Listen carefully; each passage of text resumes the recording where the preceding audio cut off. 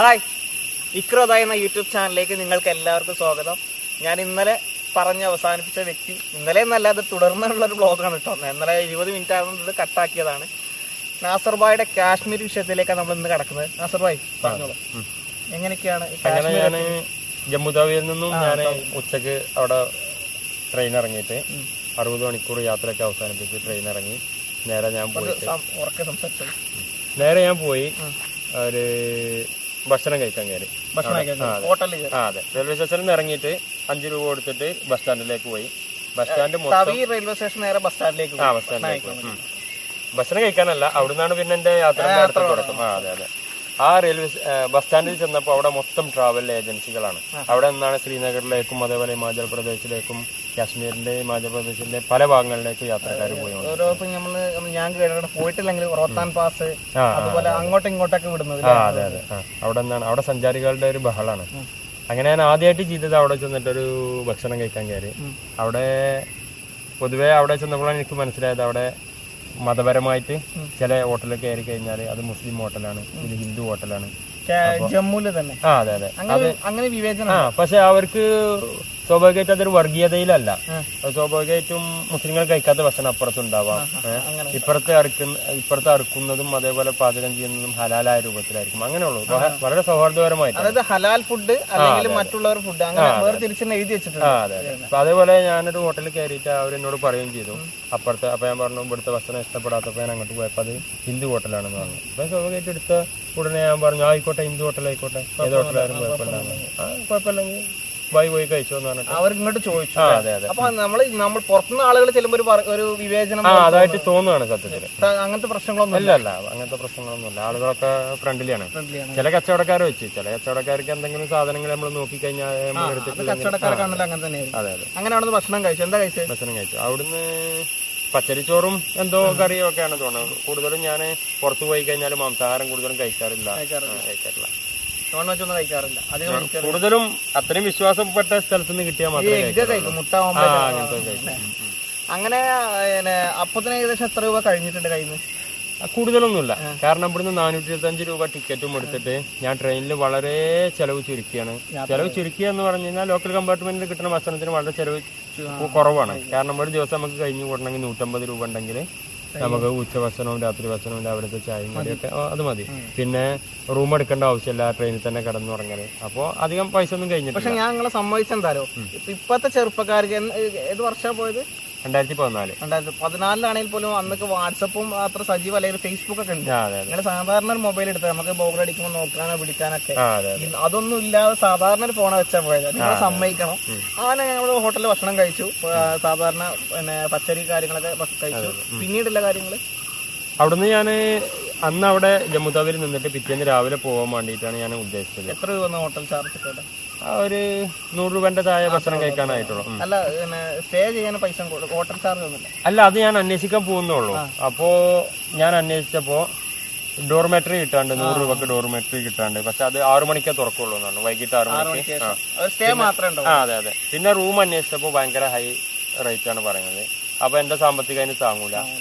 അങ്ങനെ ഞാൻ ആളുകൾ ബസ്സും ട്രാവലറും ഒക്കെ കയറുന്ന ആ ഏരിയയിലേക്ക് പോയി. അപ്പൊ അവിടെ ഒരുപാട് ആളുകൾ പിന്നെ കോളേജിലായിട്ടും അതേപോലെ ടവേര അതേപോലെ ചെറുവണ്ടികളും ഒക്കെ ആളുകളെ വിളിച്ചു കൊണ്ടുപോകുന്നുണ്ട്. നമ്മുടെ നാട്ടിൽ നിന്ന് ജീപ്പിലേക്ക് കയറ്റി പോകുന്നത്. അതെ അതെ. ശ്രീനഗറിലേക്ക് 500 വാങ്ങുന്നവരുണ്ട്, 800 വാങ്ങുന്നവരുണ്ട്. പല റേറ്റുകളാണ് ഓരോരുത്തർക്ക്. അതെ അതെ. ഒരാളുകൾക്ക് 300 കിലോമീറ്റർ പോകണം. Jammu Tawi to Srinagar 300 kilometre. അതും ഹൈ റേഞ്ചാണ്. ഉയരം കൂടിയ അപകടകരമായ രൂപത്തിലാണ് അവിടെ വാഹനം ഓടിക്കേണ്ടത്. അത്രയും റിസ്ക് ആണ് റോഡൊക്കെ. അപ്പോ അന്ന് അവിടെ നിൽക്കാതെ എനിക്ക് പോയി കഴിഞ്ഞാൽ അത്രയും പൈസ ലാഭിക്കാം, റൂമിന് കൊടുക്കുന്ന പൈസയും കൂടി ലാഭിക്കാം. അപ്പൊ ഞാനൊരു ഓട്ടോക്കാരനെ വിളിച്ചിട്ട് അയാളോട് ഇങ്ങനെ കാര്യങ്ങൾ സംസാരിച്ചപ്പോൾ നല്ല മനുഷ്യൻ എനിക്ക് പറഞ്ഞു ട്രാവലർ അതുപോലെയുള്ള ചെറുവണ്ടികളൊക്കെ കൊണ്ടുപോയി ഒരു പക്ഷേ ശ്രീനഗർ എത്തുന്നതിന്റെ മുമ്പ് തന്നെ ഇറക്കി വിട്ടിട്ട് അവർ പൈസ വാങ്ങി പോകാൻ സാധ്യതയുണ്ട്. അതുകൊണ്ട് ഏതെങ്കിലും ട്രാവൽ ഏജൻസി മുഖേന ബസ്സിൽ പോകുന്നതാണ് നല്ലതെന്ന് പറഞ്ഞു. ബസ്സിൽ സാധാരണ റേറ്റും കുറവാണ്. 350 രൂപ 450 രൂപ അങ്ങനെ പല റേറ്റ് ഉണ്ട്. പല ബസ്സിന് അല്ല, എല്ലാ സമയത്തും ഉണ്ട്. പക്ഷെ ബസ് നമുക്ക് പോയി കഴിഞ്ഞാൽ ട്രാവലിന്റെ അത്രയും ബസ്സിൽ 12 മണിക്കൂറും ട്രാവലറിൽ 8 മണിക്കൂറാണ് 300 കിലോമീറ്റർ കവർ ചെയ്യാൻ വരുന്നത്. അപ്പൊ അത്രയും ടൈം വേസ്റ്റ് ആവും. അതുകൊണ്ടാണ് ചില ആളുകളൊക്കെ ചെറിയ വണ്ടികളിൽ യാത്ര ചെയ്യുന്നത്. അങ്ങനെ ഞാൻ ട്രാവൽ ഏജൻസിനെ സമീപിച്ച് 350 രൂപക്കാണെന്നാണ് എൻ്റെ ഓർമ്മ, അതോ 250 രൂപ 450 രൂപക്കോ ബസ്സിന്റെ ടിക്കറ്റ് കൊടുത്തിട്ട് രാത്രി 9 മണിക്ക് എന്നോട് ചെല്ലാൻ പറഞ്ഞു. രാത്രി 9 മണിക്ക് 9 മണിക്ക് ട്രാവൽ ഏജൻസിന്റെ അടുത്തേക്ക്. അതെ അതെ. അതുവരെ എനിക്ക് അതുകൊണ്ട് ആ ബസ് സ്റ്റാൻഡും പരിസരവും ജമ്മുതാവി കറങ്ങാൻ കഴിഞ്ഞു. അങ്ങനെ ഞാൻ അന്ന് വൈകുന്നേരം വരെ അവിടെ ജമ്മുതാവിയിൽ ബസ് സ്റ്റാൻഡും പരിസരമൊക്കെ കറങ്ങിയിട്ട് രാത്രി 9 മണിയോടുകൂടി ട്രാവൽ ഏജൻസിൽ ചെന്നപ്പോൾ അങ്ങനെ 9 മണിക്ക് ട്രാവൽ ഏജൻസിയിൽ പോയി അവിടെ നിന്ന് വിളിച്ചു. അതെ അതെ. അങ്ങനെ അവിടെ ചെല്ലുമ്പോ ഏജന്റ് അവിടെ കാത്തു നിൽക്കണ്ടായിരുന്നു. അപ്പൊ ഞാനും അയാളും കൂടി. അപ്പോഴാണ് എനിക്ക് മനസ്സിലാവുന്നത് ഈ ട്രാവൽ ഏജൻസിന്റെ കമ്മീഷനാണ് 100 രൂപ, ബാക്കിയാണ് ബസ്സുകാർക്ക് കിട്ടുന്നത്. 350 വരുമ്പോ 250 അവർക്ക്, അല്ലെങ്കിൽ 450 രൂപ. 450 100 രൂപ എന്നെ ഞാൻ ഏൽപ്പിച്ച ട്രാവൽ ഏജൻസിന്റെ കമ്മീഷനാണ്. ബാക്കി 350 രൂപ കൊടുത്തിട്ട് എന്നെ ഒരാളെ കൂടെ ബസ്സിലേക്ക് കയറ്റി വിട്ടു. അയാൾക്ക് ഒരു 50 രൂപ കമ്മീഷൻ ഉണ്ടാവും, അയാൾ അതും എടുത്തിട്ട് എന്നെ ബസ്സിലേക്ക് കയറ്റി വിട്ടു. ടോട്ടൽ പറഞ്ഞാൽ 150 രൂപ കമ്മീഷൻ പോകുന്നു. ഒരു 250 രൂപ കഴിഞ്ഞിട്ട് 200 രൂപ കമ്മീഷൻ വായിക്കും.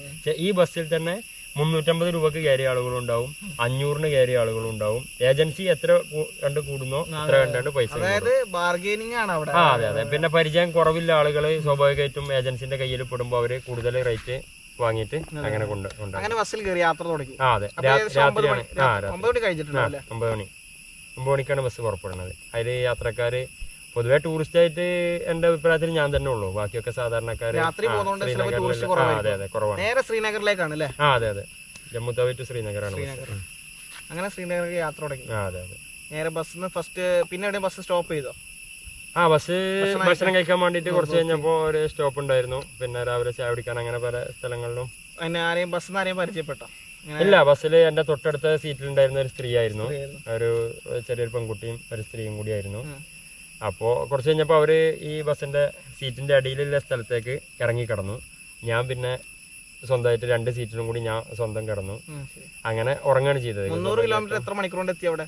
അത് 9 മണിക്ക് തുടങ്ങിയ യാത്ര. ബസ്സിന് പൊതുവെ 12 മണിക്കൂറാണ് പറയാമെങ്കിലും ഞാനൊരു 7 മണി 10 മണിക്കൂർ 10 മണിക്കൂറായപ്പോൾ അവിടെ എത്തി. ജമ്മുവിലെ ശ്രീനഗർ എത്തിയതിനു ശേഷം പിന്നെ അവിടുത്തെ കഥകൾ പറയട്ടെ. ശ്രീനഗറിൽ രാവിലെ ശ്രീനഗറിൽ എത്തുന്നതിന്റെ മുമ്പ് തന്നെ 4 മണിക്കൊരു സ്റ്റോപ്പ് ഉണ്ടായിരുന്നു ബസ്സിന്, ചായ കുടിക്കാൻ വേണ്ടി. അതെ അതെ. അപ്പോഴാണ് സത്യത്തിൽ കാശ്മീരിന്റെ സ്വഭാവം ഞാൻ മനസ്സിലാക്കുന്നത്. കാരണം ജമ്മുവിലെ അവസ്ഥയല്ല അവിടെ എത്തിയപ്പോ ഭയങ്കര തണുപ്പും. അതെ, ബ്ലാങ്കറ്റ് ഒന്നും ഇല്ലല്ല, എനിക്ക് സ്വാഭാവികമായിട്ട് അങ്ങനത്തെ സാധാരണ ഡ്രസ്സും 2 ടീഷർട്ടും അങ്ങനത്തെ സാധനങ്ങൾ എടുത്തു. അതെ അതെ, ഒരു കോട്ട് മോഡൽ ഒരു ഫുൾ കൈയൊക്കെ ഉള്ള ഒരു ഡ്രസ്സ് ഉണ്ടായിരുന്നു, അത് വെച്ചിട്ട് ഞാൻ അഡ്ജസ്റ്റ് ചെയ്തു.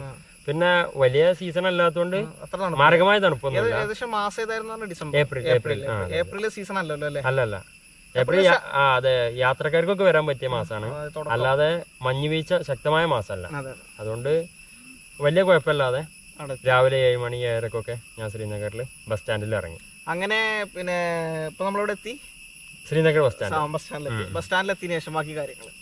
ബസ് സ്റ്റാൻഡിൽ എത്തിയപ്പോൾ രാവിലെ തന്നെ എത്തിയിട്ട് ഞാൻ കൂടുതൽ പ്ലാനൊന്നും ചെയ്യാതെ അവിടെ പരിസരത്തൊക്കെ ഒന്ന് ഇങ്ങനെ ഇറങ്ങിയിട്ട്. കുളിക്കാനും തോന്നിയില്ല അപ്പൊ? ഇല്ല, ഞാൻ പോയപ്പോ ട്രെയിനിൽ നിന്ന് കുളിച്ചിട്ടുണ്ട്. അതേപോലെ ട്രെയിനിൽ തന്നെ കുളിച്ചത്. തണുപ്പായതുകൊണ്ടാണ് ചോദിച്ചത്. ഇല്ലല്ല, മണാലി പോകുന്ന ആളുകളൊക്കെ പറയലുണ്ട് ഞാൻ കുളിക്കാൻ തോന്നുന്നില്ല, തണുപ്പുണ്ട്. അങ്ങനത്തെ അങ്ങനത്തെ ഒന്നുമില്ല. അങ്ങനെ ബസ് സ്റ്റാൻഡിലെത്തി. അവിടെ നിന്ന് അങ്ങോട്ട് ബസ് സ്റ്റാൻഡിൽ എത്തിയിട്ട് ഞാൻ ആദ്യം പരിസരത്തൊക്കെ ഒന്ന് ഇറങ്ങിയിട്ട് ചായയൊക്കെ കുടിച്ചിട്ട്. അതെ, അപ്പോൾ ആളുകളൊക്കെ ഉണർന്ന് വരുന്നേ ഉള്ളൂ, സ്കൂളുകള് ഓഫീസുകളൊക്കെ തുറന്ന് ആളുകളൊക്കെ പോയിക്കൊണ്ടിരിക്കുകയാണ്. പിന്നെ എനിക്ക് അവിടെ നിന്നാണ് പ്ലാൻ ചെയ്യേണ്ടത്. അവിടെ നിന്നും ഓരോ സ്ഥലങ്ങളിലേക്ക് പോകാൻ വേണ്ടിയിട്ട് ഞാൻ ആദ്യമായിട്ടൊരു ഗൈഡ് മോഡൽ ഒരു ഡ്രൈവറെ കണ്ടിട്ട് അയാളോടാണ് ഞാൻ സംസാരിച്ചത്. ഏത് വാഹനമാണത്? അത് ടവേരാണ്. അദ്ദേഹത്തിന്റെ കയ്യിലുള്ള ടവേരാണ്. പലരുടെ കാര്യങ്ങൾ സംസാരിച്ചു. അദ്ദേഹം യാത്ര ഒരു ടൂറിസ്റ്റ് പ്ലേസിലേക്ക് പോകണമെങ്കിൽ നിങ്ങളെ കൂട്ടണം എന്നുള്ളത്. അതെ, അതേ ഒരു ഡ്രൈവർ കം ഗൈഡാണ്. അയാളോട് സംസാരിച്ചതിൽ നിന്നാണ് എനിക്ക് മനസ്സിലായത് അവിടെ ചെന്നിട്ട് കറങ്ങാനുള്ള സാമ്പത്തികമൊന്നും എൻ്റെ കയ്യിലില്ലാന്ന്. കാരണം അവിടെ ചെന്നിട്ട് കറങ്ങണം എന്നുണ്ടെങ്കിൽ 1 സമയം വേണം, 2 സാമ്പത്തികം വേണം. കാരണം അത്രയും സ്ഥലങ്ങൾ അവിടെ കിട്ടാണ്ട്. ഗുൽമർഗ്, സോണാമർഗ്, അങ്ങനെ ടൂറിസ്റ്റുകൾ വരുന്ന ഒരുപാട് പ്ലേസുകൾ അവിടെ നിന്ന് പോവാണ്ട്. അതൊക്കെ ഒരു പ്ലേസ് കഴിഞ്ഞിട്ട് മറ്റേ പ്ലേസിലേക്ക് ദൂരമുണ്ട്, അവിടെ ചെന്ന ചിലവുകളുണ്ട്, യാത്രക്ക് ചിലവുകളുണ്ട്, അങ്ങനെ ഒരുപാട് ചിലവുകളുണ്ട്. അവസാനമായിട്ട് ഇദ്ദേഹം പറഞ്ഞ ഒരു 1000 രൂപ തരികയാണെന്നുണ്ടെങ്കിൽ ജസ്റ്റ് ഒരു ലോക്കൽ പ്ലേസുകളൊക്കെ ഞാൻ കൊണ്ടേ കാണിച്ചു തരാം. അതെ, അതിനോട് എനിക്ക് താല്പര്യം ഉണ്ടായിരുന്നില്ല. ശ്രീനഗറിൽ എത്തിയപ്പോൾ തന്നെ എൻ്റെ ആഗ്രഹമായ മഞ്ഞുമലകളൊക്കെ ഞാൻ കണ്ടു. അതെ അതെ, ഞാൻ കുറച്ച് വിട്ടുനിന്ന് നോക്കുമ്പോൾ തൊട്ടടുത്ത മലയിൽ മഞ്ഞില്ലെങ്കിലും പുറകിൽ വെള്ള പൊതിച്ചുകൊണ്ട് മഞ്ഞുമലകളൊക്കെ കിടക്കുന്നുണ്ട്. പിന്നെ ഉള്ളതോട് സംതൃപ്തിപ്പെടാൻ ചെറുപ്പം മുതൽ പഠിച്ചോണ്ട് മതിയല്ലോ. പിന്നീട് ഈ ഒരു യാത്ര പോകാൻ തോന്നുന്നില്ല അങ്ങോട്ട്? ഒരുപാട് തവണ പോകണമെന്ന് ആഗ്രഹമുണ്ട്. ബൈക്കിലും പിന്നെ ഫാമിലി ആയിട്ടും അങ്ങനെയൊക്കെ ആഗ്രഹമുണ്ട്. പിന്നീട് അവിടെ നിന്ന് എങ്ങോട്ടാ പോയത്? അവിടുന്ന് ഈ ടാക്സി ഡ്രൈവറോട് കാര്യങ്ങളൊക്കെ പറഞ്ഞതിന് ശേഷം അവിടുന്ന് പെട്ടെന്ന് ഒരു ട്വിസ്റ്റ് ആകുകയാണ് ചെയ്തത് യാത്രയിൽ. അവിടെ കറങ്ങിക്കൊണ്ടിരിക്കുമ്പോ ആർമിക്കാരെ കയ്യിലൊക്കെ പെട്ടിട്ട് അങ്ങനെ ഒരു ആർമിക്കാരെ പെട്ടു. അതെ അതെ, അത്യാവശ്യം ഉണ്ടാവല്ലോ അത് പറയണെങ്കിൽ. അത് കുറച്ച് ലോങ് ആണ്. അപ്പോ ആർമിക്കാരെ കാര്യം പറഞ്ഞു കണ്ടല്ലേ, അത് നമുക്ക് അടുത്ത വീഡിയോയിൽ കേൾക്കാം. കാരണം വീഡിയോ ലെങ്ത് കൂടിയാൽ നിങ്ങൾക്ക് ബോറടിക്കും. അപ്പോൾ നമുക്ക് മറ്റൊരു വീഡിയോ ആയിട്ട് മറ്റൊരു ദിവസം കാണാം. എൻ്റെ ചാനൽ നിങ്ങൾ എല്ലാവരും സബ്സ്ക്രൈബ് ചെയ്യുക, തൊട്ടപ്പുറത്തുള്ള ബെല്ലൈക്കൺ അമർത്തുക. ഓക്കെ.